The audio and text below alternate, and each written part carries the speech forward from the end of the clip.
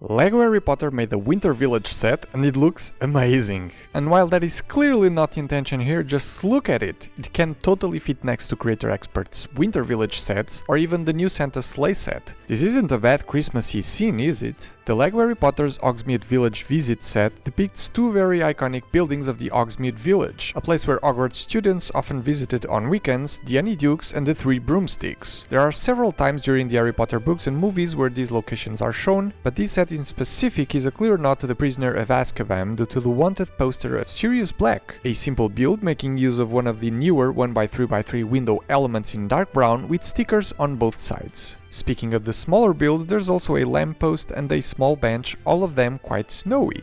The Honeydukes Sweets Shop build looks very good from the outside, and I was hoping that the window glasses were prints. But they're actually stickers, both the curved windows down here and the smaller one in the top floor. This is the exact same pattern used in Harry Potter's Diagon Alley set from last year in the Flourish and Blots building. Not sure if the graphic designer was being lazy or if this was a conscious decision, but I quite like there's matching patterns on different LEGO elements to allow for more options for people who do custom builds. You'll also notice some stickers with the name of the shop, and on both sides of the building there's another sticker for brickwork details. It's no easy task designing tilted roofs with LEGO bricks, but these were made in a surprisingly simple way, and with the window section in the middle, snow details everywhere and the uneven chimneys on top make this a very good looking winter build. Going back and rewatching the movie, you can see where the inspiration for most of the interior details came from. The shop is filled with shelves upon shelves of the most succulent looking sweets imaginable, made of stickers on the inside part of this wall element, but there's also lots of brick built sweets, including some printed elements as well, like the Acid Pops minifig head and the 1x1 popcorn printed bricks. There's the old style cash register, a display with some weird looking characters, and the brick built sweet displays by the windows.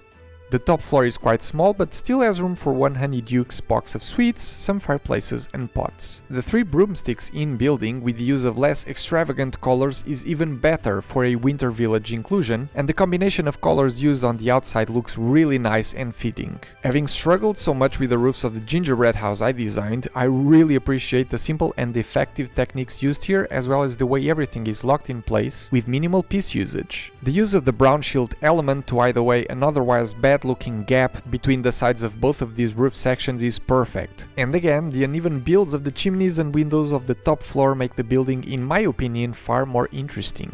On the inside, the bottom floor is fairly simple, with a counter build with some butterbeer, the glass bottle and a candle, and in the other side of the room a brick-built table and seats. The extra details were achieved due to the use of stickers like the shrunken heads by the door, wall details behind the counter and the table area, and a portrait of someone I cannot identify. Please let me know in the comments if you know who this is. The top floor feels like a living room, maybe where Madame Rosmerta spends some time chilling, and there's a couple of interesting builds like the dark green couch, the fireplace and a sort of desk built by the window. When I first built this, I was hoping this would be the room where McGonagall, Rosmerta and Fudge talk about Sirius Black, while Harry is under the invisibility cloak in Prisoner of Azkaban. But that doesn't seem to be the case here. Either way, a nice and cozy place overall. Next, there's the minifigures, 7 of them, and surprisingly all of them exclusive to this set, even Harry. So this is probably a must-have set for Harry Potter minifigure collectors. Starting with Harry, he has a nice dark blue jacket and features the short-sized bendable legs.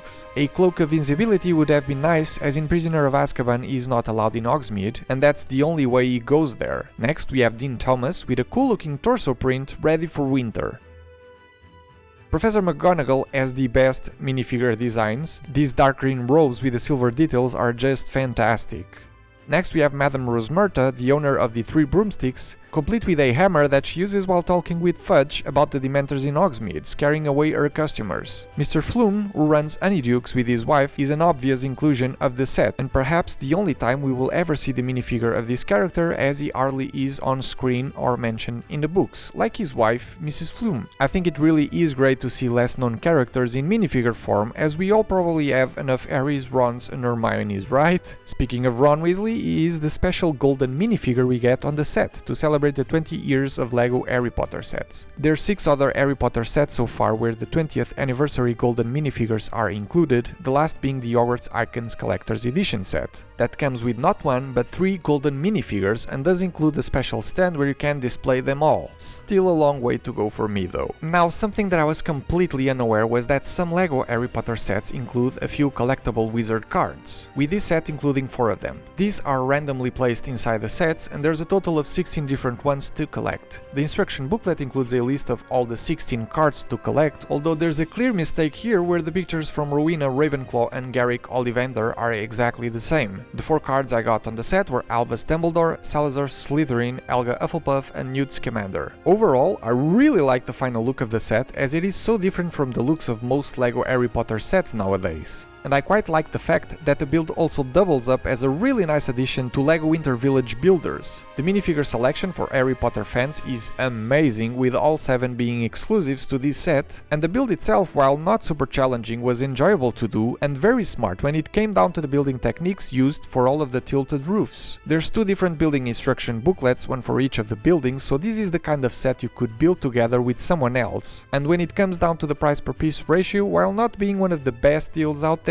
it definitely isn't bad either. The only real downside for me was the amount of stickers used, and in this case not applying them will make the set look way less appealing overall, especially the Honeydukes building. Drop a like if you thought this was a good review, and I'll see you all on the next one.